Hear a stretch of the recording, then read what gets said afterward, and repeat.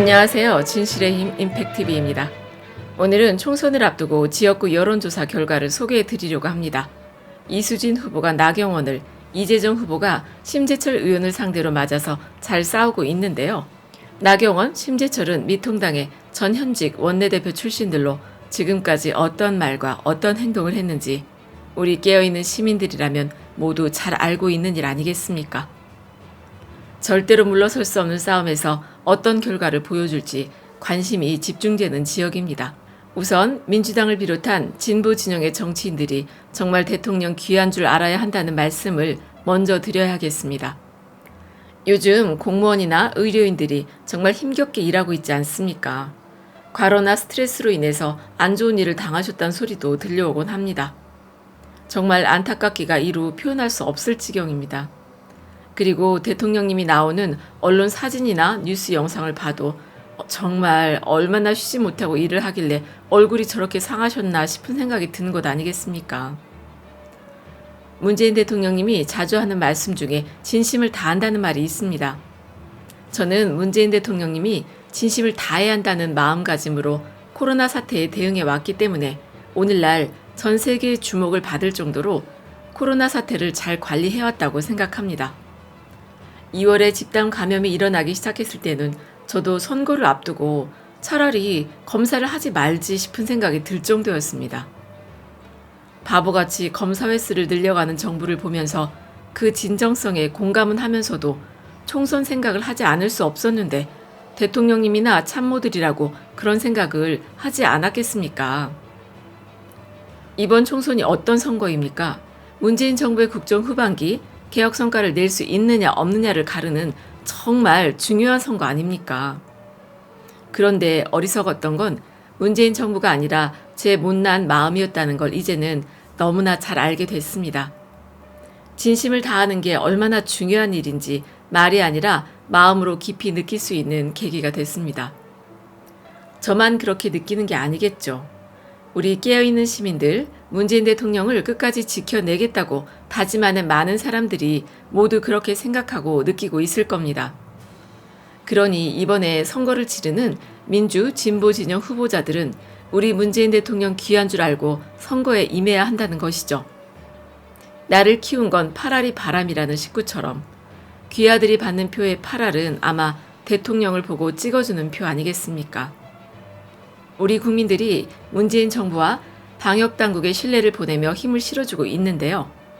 YTN이 리얼미터에 의뢰해서 3월 23일부터 27일까지 조사한 여론조사 결과를 보면요.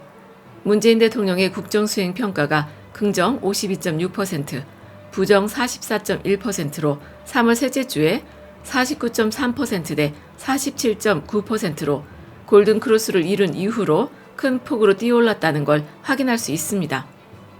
정당에 대한 지지도 민주당이 44.6%로 2.5% 오르고 미통당이 30%로 3.6% 하락하면서 지지도 격차를 벌렸습니다. 지역별로는 부울경과 대구, 경북 지역을 제외하고는 모두 민주당이 앞선 결과를 나타내고 있기 때문에 지역구 선거에서 유리한 고지를 민주당이 차지하고 있습니다. 그 밖의 사항은 중앙선관위 홈페이지에서 참고하시기 바랍니다.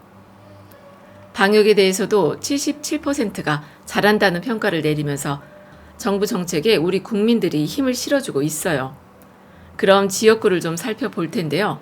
일단은 제가 관심을 가지고 있는 지역들 중심으로 말씀을 드리도록 하겠습니다. MBC가 코리아 리서치 인터내셔널에 의뢰해 30일 발표한 여론조사 결과를 보면요.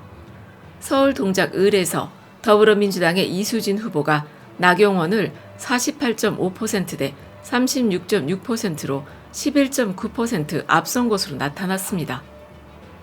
동작을 주민 여러분 감사합니다. 정말 큰일 하고 있다는 거 알고 계시죠? 양승태 대법관 시절부터 사법개혁을 위해 힘써왔던 이수진 전 판사가 국회에 들어온다면 사법개혁의 큰 축을 담당해 줄 거라고 생각합니다.